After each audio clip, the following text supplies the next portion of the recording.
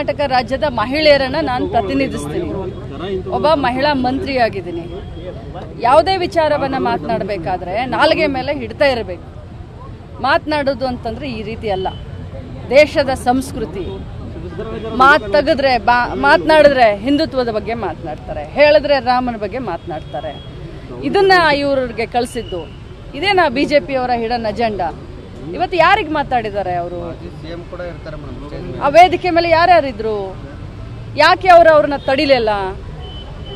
ಸ್ವಂತ ಮಂಗಲಕ ಅಂಗಡಿಯವರು ಇದ್ರಲ್ಲ, ಮಾಜಿ ಮುಖ್ಯಮಂತ್ರಿಗಳಿದ್ರಲ್ಲ, ಇನ್ನೂ ಅನೇಕ ಪ್ರಮುಖರು ಇದ್ರಲ್ಲ. ಸೊ ಇವ್ರ ಕಡೆಯಿಂದ ಇವ್ರ ಮುಖಾಂತರ ಮಾತನಾಡಿಸ್ತಾ ಇದ್ದಾರಾ ಅಥವಾ ಈ ರೀತಿ ಹಲವು ಬಾರಿ ಮಾತನಾಡಿದ್ದಾರೆ? ಸಂಜಯ್ ಪಾಟೀಲ್ಗೆ ನಮ್ಮ ಕ್ಷೇತ್ರದಲ್ಲಾಗಲಿ ನಮ್ಮ ಜಿಲ್ಲೆಯಲ್ಲಾಗಲಿ ಅವ್ರ ಸ್ಥಾನ ಏನನ್ನೋದನ್ನು ಮತದಾರರು ಈಗಾಗಲೇ ತೋರಿಸಿದ್ದಾರೆ. ಅದು ಅಲ್ಲ ಪ್ರಶ್ನೆ. ಇದು ನನಗೆ ಮಾಡಿದಂಥ ಅವಮಾನ ಅಲ್ಲ, ಇಡೀ ಸ್ತ್ರೀ ಕುಲಕ್ಕೆ ಮಾಡಿದಂಥ ಅವಮಾನ. ನಾನು ಲಿಂಗಾಯತ ಸಮಾಜದ ಹೆಣ್ಮಗಳು.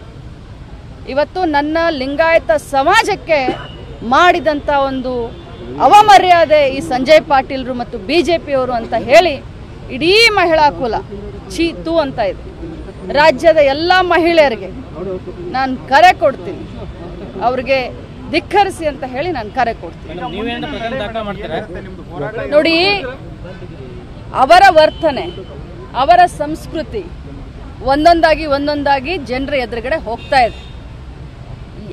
ನನಗೇನೆ ಈ ರೀತಿ ಮಾತನಾಡಿದಂಥವ್ರು, ನನ್ನ ಬಗ್ಗೆನೇ ಈ ಭಾವನೆಯನ್ನ ಇಟ್ಕೊಂಡಂಥವ್ರು, ಇನ್ನು ಒಬ್ಬ ಈ ರಾಜ್ಯದ ಸಾಮಾನ್ಯ ಮಹಿಳೆಯ ಬಗ್ಗೆ ಯಾವ ಭಾವನೆಯನ್ನ ಇಟ್ಕೊಂಡಿದ್ದಾರೆ. ನಾನು ಬೇರೆಯವರ ಬಗ್ಗೆ ನಾನು ಆರೋಪ ಮಾಡಲಿಕ್ಕೆ ಹೋಗೋದಿಲ್ಲ.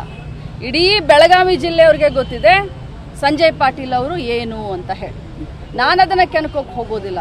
ಆದರೆ ಇವತ್ತು ಪ್ರಸ್ತುತ ಬಂದಿದ್ದು ಒಬ್ಬ ಮಹಿಳೆಯ ಆತ್ಮ ಗೌರವದ ಬಗ್ಗೆ ಪ್ರಶ್ನೆ ಬಂದಿದೆ. ಯಾಕೆ ಮೇಡಮ್ ಪದೇ ಪದೇ ಈ ರೀತಿ ಕಳೆದ ಬಾರಿ ರಾತ್ರಿ ರಾಜಕಾರಣ ಅಂದ್ರು? ಬಿಜೆಪಿಯವರ ಹಿಡನ್ ಅಜೆಂಡಾನೇ ಇದು. ಅದಕ್ಕೋಸ್ಕರನೇ ಗ್ಯಾರಂಟಿ ಕೂಡ ವಿರೋಧ ಮಾಡ್ತಾ ಇದ್ದಾರೆ ಅವರು.